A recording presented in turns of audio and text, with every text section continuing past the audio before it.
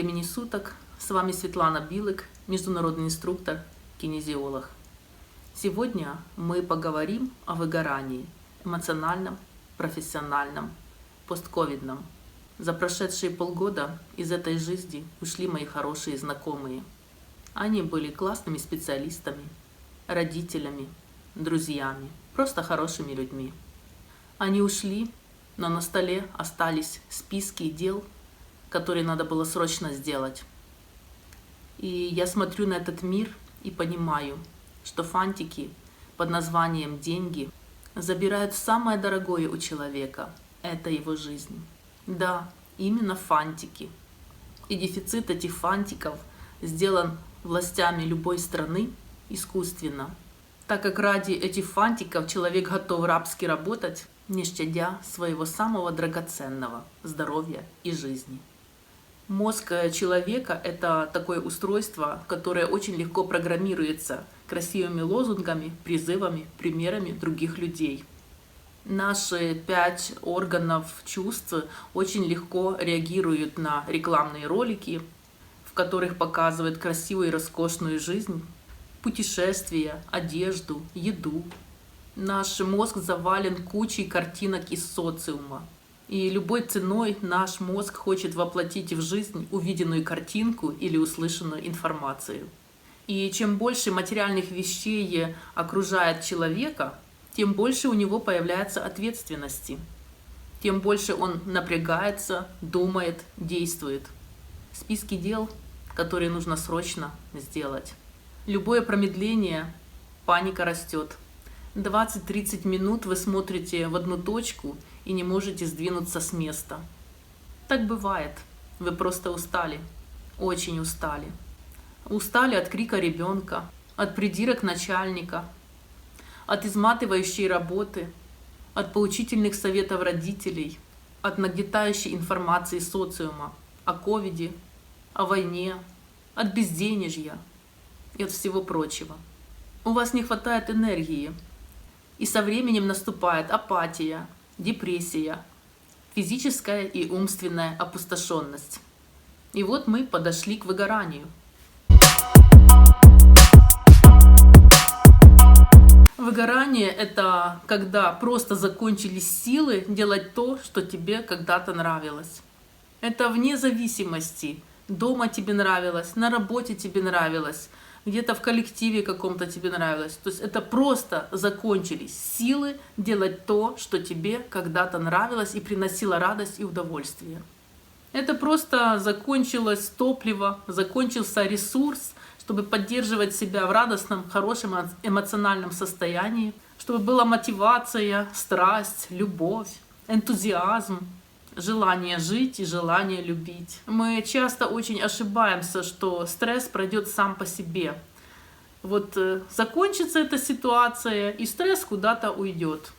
Так не бывает. Надо действия. И на самом деле есть такая пословица: все проходит, и это пройдет. Да, действительно, это тоже пройдет, но то, что уже запущено, те процессы, которые запущены уже в подсознание человека, уже очень тяжело с ними быть, с ними жить. Это как вирус, который поражает, и человек не знает, откуда это поражение исходит. Ему очень сложно самому разобраться в этих ситуациях. И самой крайней стадией такого состояния является выгорание. Существует множество моделей развития эмоционального выгорания. Но в целом они включают 4 стадии. Первая стадия – это напряженность. Напряженность возникает, когда в жизни человека появляются какие-то неудовлетворенности, тяжести, тревога появляется. Например, возьмем работу. Напряженность возникает в 2 случаях. Или навыки и умения сотрудника недостаточны, то есть вы недостаточно понимаете, что вы делаете и что от вас хотят. Или работа не соответствует ожиданиям. То есть вы ожидали карьерного роста, вы ожидали повышения заработной платы, а уже годы проходят, и вы этого не получаете. И тогда возникает напряжение между рабочей обстановкой, та, которая сложилась в коллективе на работе, и между самим человеком. Человек не принимает такую обстановку, и он начинает напрягаться. И это уже та кнопочка, которая запускает синдром эмоционального выгорания. И так человек находится некоторый период в таком состоянии. И затем наступает вторая стадия. Вторая стадия – это стресс. И тогда, когда человек уже начинает это понимать, он нарабатывает определенные механизмы выхода из стрессовой ситуации.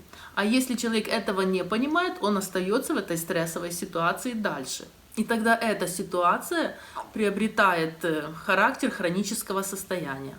И вот когда человек продолжает дальше работать, либо находиться в той обстановке, когда уже организм находится в стрессовой ситуации, длительное время он находится в этой ситуации. И третья стадия – это уже какие-то поведенческие реакции на стресс. Физиологические, аффективные. Происходит развитие дистресса, негативного дистресса. И происходит сбой систем в организме человека. И четвертая стадия – это физическое и эмоциональное истощение. Состояние постоянного угасания, уныния, физической боли, психологического дискомфорта. И я хочу отметить, что синдром эмоционального выгорания приходит не моментально, не мгновенно. Он формируется очень длительное время, скажем, от 3 до 5 лет, когда вы пакуете в себя вот эту всю напряженность, усталость, тревожность, стрессовые ситуации. И, конечно, сначала никто ему не придает значения, этому синдрому эмоционального выгорания. Мы начинаем замечать эмоциональное выгорание уже тогда, когда у нас наступает хроническая усталость, апатия, депрессия. И, конечно, наши органы начинают уже сигнализировать болью. Мышцы, кости, остеохондрозы и так далее. И человек, конечно, рассчитывает, что он справится с этим самостоятельно. Но я уже говорила, что третья стадия – это уже поведенческое состояние. То есть у человека уже в подсознании сформировано уже какое-то поведение. То есть мозг уже говорит, что ты не найдешь хорошую работу, тебе надо оставаться на этой работе, тебе нигде не будут платить больше, чем на этой работе. Или аналогичная ситуация в семье. Если ты разведешься с этим мужем, то ты никогда не встретишь мужчину, который будет тебе опорой, ты не справишься с жизнью. То есть уже в подсознании сформировано поведение человека, и оно блокирует реальное состояние сложившейся ситуации. И человек уже теряет контроль над своим эмоциональным состоянием. То есть человек уже не может справиться со своими эмоциями. И тогда, конечно, он впадает в депрессию, в апатию, в разочарование. То есть в те эмоции, которые понижают частоту человека, его органов и организма в целом. Эмоциональное выгорание часто называют болезнью отличников, синдром отличника. Хотя это состояние никак не связано с уровнем IQ. Это состояние настигает людей, желающих достичь максимум в этой жизни. Во всех сферах, в работе, в личной жизни, в отдыхе. Да, и даже в отдыхе надо же везде успеть. И когда напряженности, стресса в нашем организме становится очень много, наша энергия начинает постепенно угасать. И это, конечно, приводит к сильной депрессии и отсутствию желания чем-либо заниматься. Я прошла такой синдром отличника, поэтому с уверенностью об этом рассказываю. И если вы наблюдаете в себе вот такое состояние, дайте организму тайм-аут. Помогите ему немножко отдохнуть. Что же испытывает человек при эмоциональном выгорании? Это прежде всего пессимизм. В этом состоянии человек уверен, что дальше все будет хуже и хуже, и поэтому нет смысла напрягаться, что-то делать. Нет желания искать решение своих проблем. Дальше появляется нежелание нести ответственность. И уже дома или на работе человек уже так просто смотрит на эти электронные письма, на переписку, на то, что вокруг него происходит. У него нет желания отвечать на вопросы, нет желания отвечать на переписку, что ему там по работе пишут. Все чаще и чаще телефон находится в беззвучном режиме, чтобы не слышать людей, которым постоянно от вас что-то надо. И даже хочется просто на необитаемый остров, чтобы все люди, которым ты что-то должен, тебя вообще не нашли. Появляется отвращение к общению. Тогда у вас даже нет никакого желания там с другом, с подругой выйти в какую-то кафешку, посидеть, выпить кофе, поговорить, просто пройтись, кого-то встретить, пообщаться. Люди, которые раньше были общительными, когда с ними происходит эмоциональное выгорание, они закрываются и вообще становятся замкнутыми. И, конечно, отсутствие удовольствия. И та работа, от которой раньше вы получали удовольствие, кайфовали, вам она очень нравилась, сейчас может быть только при мысли о ней вызывать у вас стресс. И если в вашей жизни вы находите где-то часть пессимизма, нежелание нести ответственность, отвращение к общению с другими людьми, отсутствие удовольствия и отсутствие радости в жизни, знайте, у вас эмоциональное выгорание. И даже если вы сами не можете признаться себе, что вы истощены, что вы находитесь в эмоциональном выгорании, есть признаки того, что вы точно находитесь в этом состоянии. Бессонница. Обыкновенная бессонница. Почему человек не спит? Он целую ночь составляет план на следующий день. Думает о возможных и невозможных проблемах. Рисует какие-то картинки ужасов со своими детьми, с родителями. Всю ночь подыскиваете пути решения этих проблем. А на утро, конечно, вы уже так вымотаны, что не способны нормально даже позавтракать и выполнять те планы, которые вы за ночь нарисовали. Дальше следующий признак – забывчивость. Теперь даже самые простые обыкновенные вещи вы начинаете забывать. Мозг ваш перегружен. Вы пишете записочки на стикерах, вешаете на холодильнике, оставляете на столе вот эти списки дел, которые надо срочно сделать. Следующее, на что необходимо обратить внимание, это хроническая усталость. И вы не успеваете отдохнуть даже за выходные. Если раньше с утра вы могли сделать пробежку, принять контрастный душ, приготовить себе хороший завтрак, написать пару остроумных фраз в интернете, а в последнее время у вас всего этого нет, и вы еле утром поднимаетесь и еле добираетесь на работу. Возможно, вы уже на грани эмоционального выгорания. Остановитесь.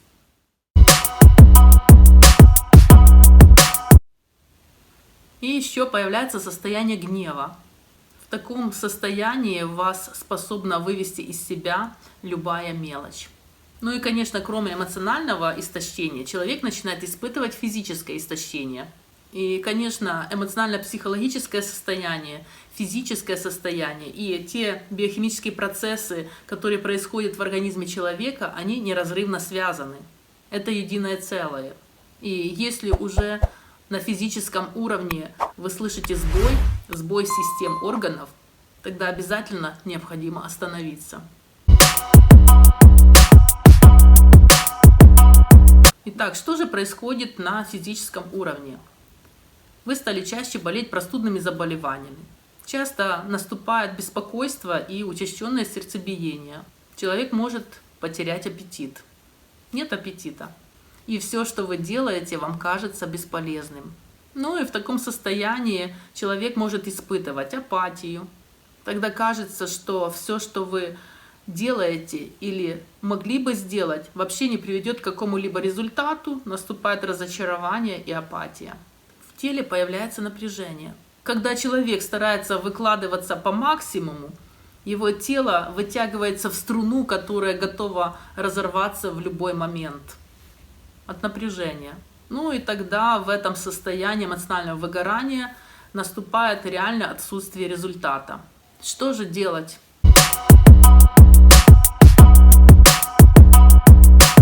Если вы обнаружили в себе вышеперечисленные мной признаки эмоционального выгорания, то прежде всего надо признать то, что вы не всесильны. У вас не 6 рук, чтобы все сделать одновременно. Вы обыкновенный Простой человек, которому свойственно уставать, а не тот позитивный человечек, который заряжает своей позитивной энергией всех, кто его окружает. Дальше начните соблюдать режим дня. У меня есть видео, как спланировать свой день. И есть плейлисты на моей страничке YouTube о биоритмах. Посмотрите. Это очень подходит, когда человек находится в стадии эмоционального выгорания. И помните, что эмоциональное выгорание сопровождается увеличением массы тела. То есть человек поправляется, когда он вступает в стадию эмоционального выгорания. И что бы вы ни делали, на каких бы диетах вы ни сидели, это не поможет.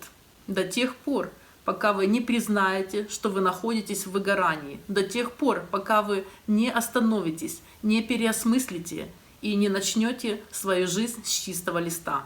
Обратите внимание на свое питание.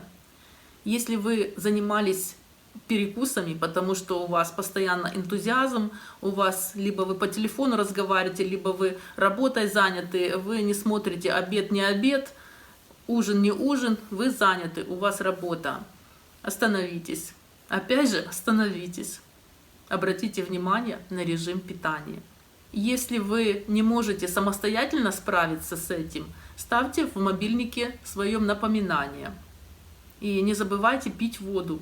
Если вы не контролируете, сколько воды вы выпили в день, тоже ставьте в мобильнике будильничек, чтобы он напоминал, что вы должны выпить воду. Лозунг «Движение – это жизнь».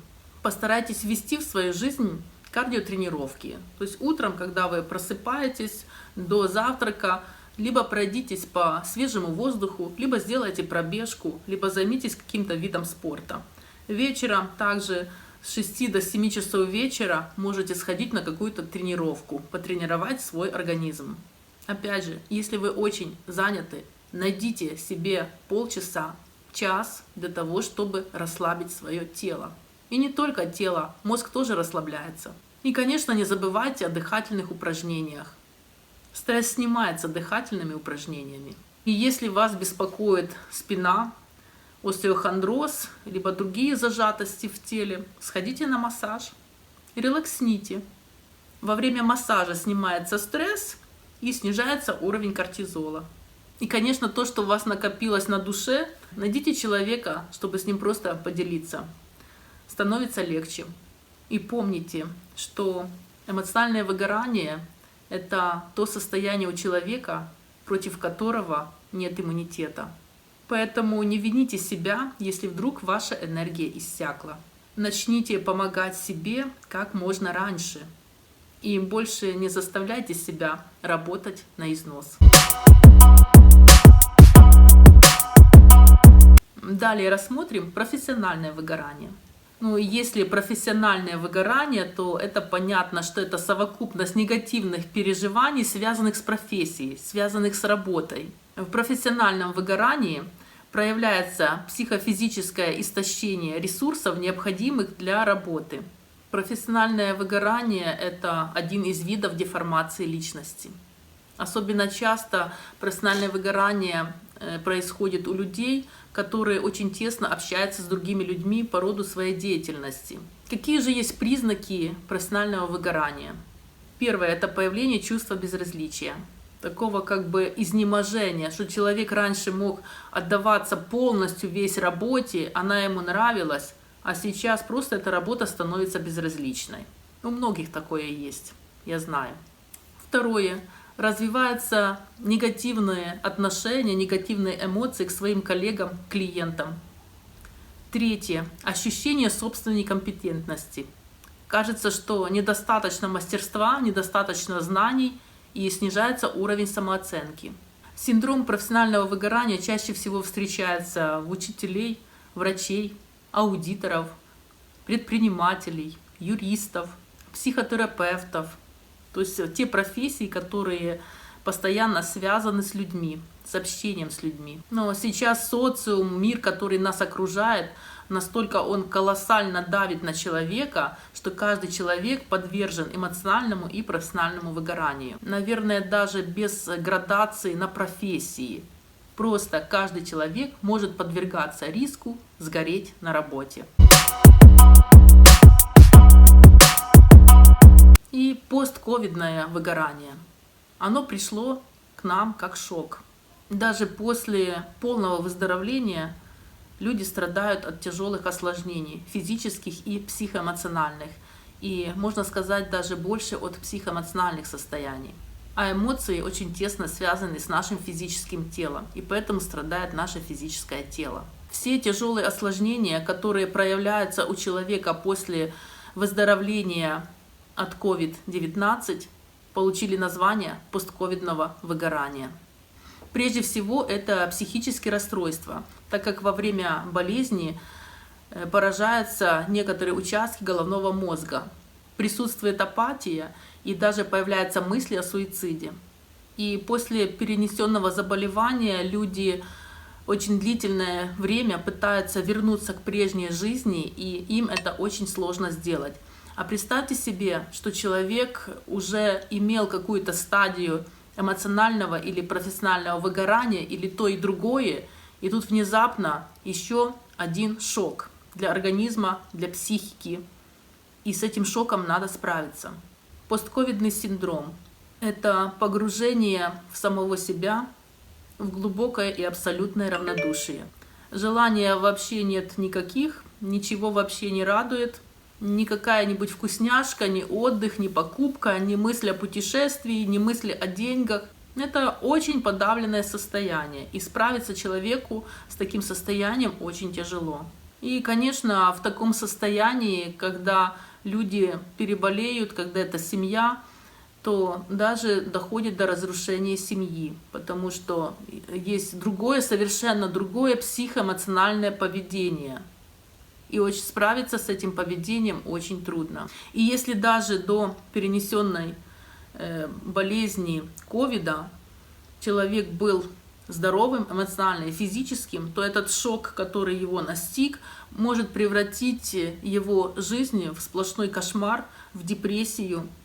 Ну и, конечно, человек дальше начинает обращаться к врачу, и врач прописывает медикаменты. Чем может, тем помогает. И человек принимает эти медикаменты. Что же происходит? Происходит то, что дальше садятся органы и системы человека. Потому что организм уже подорван этой тяжелой болезнью. Постковидный синдром может проявиться у человека вне зависимости от формы болезни, в которой она протекала. То есть легкая форма, средняя форма, тяжелая форма. У нас у всех на слуху, что прежде всего повреждаются легкие, что следствием коронавируса есть пневмония. Да, эта инфекция распространяется на легкие, но не у всех. Гораздо чаще встречается воспаление стенок сосудов головного мозга, которое может продолжаться и после коронавируса. Признаки постковидного синдрома можно разделить на несколько групп. Первая группа – это симптом нарушения общего самочувствия. Как проявляются эти признаки? Это постоянная слабость в теле. Человек не может ходить долго, ему надо лежать. Резкое снижение физической нагрузки. Даже если какие-нибудь небольшие попытки сделать что-то физически приводит организм к истощению. Нарушение ритмов жизнедеятельности в чем проявляется? В бессоннице, либо в избыточной сонливости. Боль в мышцах может быть очень сильная, глубокая. Чем это объясняется? Коронавирусная инфекция приводит к снижению белковой массы. Ну, это, конечно, отрицательно влияет на состояние мышц. Я сама это прочувствовала, и это очень неприятное состояние. Второе – это психоэмоциональные проблемы. Постоянное депрессивное состояние, беспричинное. У некоторых людей даже появляются мысли о суициде. И есть люди, которые уходят из жизни с этими мыслями. Появляется уныние, подавленность, меланхолия. Наблюдается также неустойчивое эмоциональное состояние. Резкий перепад настроения, бесконтрольность своего поведения. И очень часто появляются панические атаки и страхи. Откуда-то появляются признаки тревоги необоснованные. Может повышаться артериальное давление, появляться удушье, тошнота, головокружение. Третье – это симптомы, связанные с дыхательной системой человека. Чувство нехватки воздуха, скованность в груди, тяжело вдохнуть воздух. Могут проявляться бронхоспазмы. Если не выполнять дыхательные упражнения, то со временем может появиться гипоксия. Осложнения в дыхательной системе могут длиться от нескольких дней до нескольких месяцев. Коронавирус способен проникать в центральную нервную систему. Он может поражать нейроны и клетки. К основным неврологическим проявлениям относятся головные боли. Это могут быть постоянные мигрени, либо периодические головные боли, нарушение терморегуляции. У некоторых людей после перенесенной болезни может быть повышенная температура 37-37,5 градусов, а у других людей, наоборот, может быть пониженная температура 36 градусов. Может проявляться озноб по вечерам, такое ощущение холода, мышечная дрожь.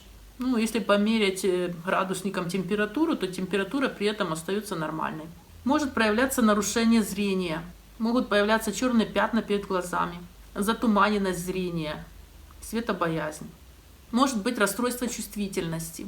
Оно проявляется ощущением жжения, покалывания по коже и мурашки по коже. Проявляется также очень часто нарушение обоняния и вкуса. Кстати, об этом есть у меня видеоролик на моем канале YouTube «Как восстановить обоняние». Можете его посмотреть и использовать для восстановления запаха и вкуса. Такие симптомы могут наблюдаться до нескольких месяцев даже. И чтобы побыстрее вернуть обоняние, посмотрите, пожалуйста, мой видеоролик «Как восстановить обоняние». И так как это центральная нервная система, то может также наблюдаться поражение вестибулярного аппарата. Это шатание во время ходьбы, потеря координации. Человек может врезаться в угол двери, в угол кровати, в угол стола. Его просто шатает. 5. Симптомы связаны с поражением сердечно-сосудистой системы. Прежде всего это наблюдается в нарушении артериального давления. Может артериальное давление повышаться, и может быть и гипотония, пониженное артериальное давление. Может часто темнеть в глазах, может быть головокружение и могут быть обморочные состояния. Это объясняется недостаточным притоком крови к головному мозгу. Второй симптом – это когда на теле появляются частые синяки, темные круги, темные пятна, какие-то непонятные узелки, бляшки. Это следствие воспалительных процессов, которые происходят в стенках сосудов. И еще симптом один – это нарушение сердечного ритма. 6. Нарушение работы желудочно-кишечного тракта. Да, COVID на желудочно-кишечный тракт тоже дает свои осложнения. Что же происходит? Снижается перистальтика кишечника, замедляется продвижение пищи по желудочно-кишечному тракту. Может быть ухудшение аппетита. А если есть нарушения в желудочно-кишечном тракте, они приводят к снижению иммунитета, аллергическим реакциям. И, конечно, может быть выраженная анемия.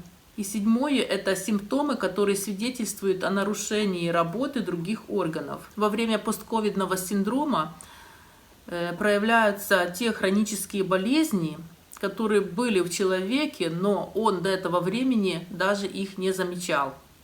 То есть у него уже была какая-то стадия эмоционального или профессионального выгорания. И вот COVID, он вскрыл эти хронические болезни, показал, что они есть в теле человека. И поэтому людям, которые переболели коронавирусной инфекцией, очень внимательно надо относиться к своему здоровью. Как же быстро восстановиться после коронавирусной инфекции, которая вошла в нашу жизнь как шок? Реабилитация может длиться от нескольких месяцев до года, чтобы вы это понимали. Это не происходит за несколько дней. Особенно если есть в организме хронические заболевания.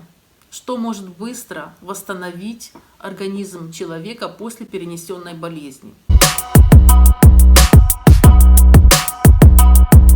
Прежде всего, это внимательное отношение к себе. 2. Это подбор физических упражнений, это подбор нагрузок. Это может быть не просто тренажерный зал, это могут быть танцы, это может быть плавание, это может быть пробежка, это может дома быть какие-то тренажеры, но этим надо заниматься. То есть это может быть индивидуально, выбрано каждым человеком, но это должно быть в вашей жизни обязательно. Я, например, выбрала быструю ходьбу, и 2-3 раза в неделю я прохожу от 8 до 14 километров.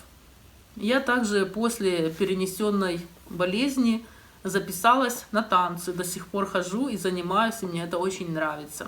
Тело подтянулось, и физическая боль, какая была раньше, сразу после болезни, она постепенно начала уходить. Вы также можете подобрать для себя индивидуально то, что вам нравится, и то, что будет укреплять ваш организм. Дальше обязательно дыхательная гимнастика, дыхательные упражнения. Дальше сходите на массаж. Я, кстати, тоже после перенесенной болезни буквально за неделю записалась на массаж, и это тоже очень мне помогло. Дальше займитесь своим эмоциональным состоянием. И после выхода из этого шокового состояния организм снова сможет радоваться жизни.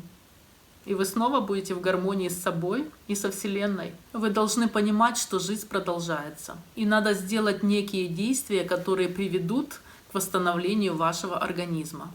Возможно, кого-то эти действия приведут на совершенно новый уровень в его жизни. Ну и прежде всего необходимо разобраться с вашим психоэмоциональным состоянием, с вашими эмоциями. Эмоции — это вибрация. Когда появляются эмоции? Тогда, когда появляются какие-то мысли. Мысль — это вибрация с определенной частотой. Есть вибрации с низкими частотами, есть вибрации со средними частотами, и есть вибрации с высокими частотами. Так вот, ваша задача мысли свои привести хотя бы в средние частоты. И с каждым разом повышать эти частоты. Как это сделать? Это надо сделать действия. Какие? Берем чистый листик бумаги и сделайте, пожалуйста, анализ своей жизни, своего состояния, как бы мысленные разборки всех сфер своей жизни. Это очень важно. Я тоже прошла этот путь. Я прошла путь эмоционального, плюс профессионального и плюс постковидного выгорания. Поэтому сейчас я делюсь с вами своим опытом. Итак, у нас есть чистый листик и у нас есть ручка. Включаем логику и анализируем свои сферы деятельности. Каждый сектор — это частичка вашей жизни. И она неотъемлема. И если где-то в каком-то секторе у вас есть сбой, значит, стоит проанализировать, почему этот сбой произошел, и укрепить этот сектор, потому что это единое целое, это ваша жизнь. По 10-бальной шкале оцените каждый сектор сферы своей жизни и посмотрите, насколько вы удовлетворены полностью своей жизнью. И если вы поставили в каком-то секторе от 1 до 5, тогда пропишите, подумайте, что бы вы хотели изменить. Итак, каждый сектор – здоровье, финансы, работа, карьера, развитие своего потенциала, своего «я», ваше душевное состояние, какие эмоции вас посещают, выпишите, как вы отдыхаете, чем вы увлекаетесь, какие у вас отношения, как вас радует семья ваша, дети, родители, супруги. Не бойтесь делать кардинальные изменения в своей жизни. Я думаю, что это будет к лучшему. Ну а если хотите очень глубоко разобраться в своем эмоциональном состоянии, в выгорании, которое происходит с вами и которое может происходить с каждым любым человеком, вне его желания, приходите ко мне на обучение. Я научу вас техникам и методикам, которые легко снимают эмоциональные напряжения. А эмоциональные напряжения, которые в человеке находятся длительное время, приводят к физическому истощению, приводят к болезням, хроническим болезням. И если ничего не предпринимать с состоянием выгорания, то вскоре наступит разрушение структуры, то есть наступят хронические болезни, с которыми уже на уровне мысли справиться очень сложно. Я вам рассказала о симптомах выгорания эмоционального, профессионального, постковидного. Если у вас наблюдаются такие симптомы, правда, остановитесь, проанализируйте свою жизнь, смените траекторию движения своей жизни, потому что когда будет запущен процесс разрушения физического тела, процесс хронических болезней, то возвращаться уже очень сложно.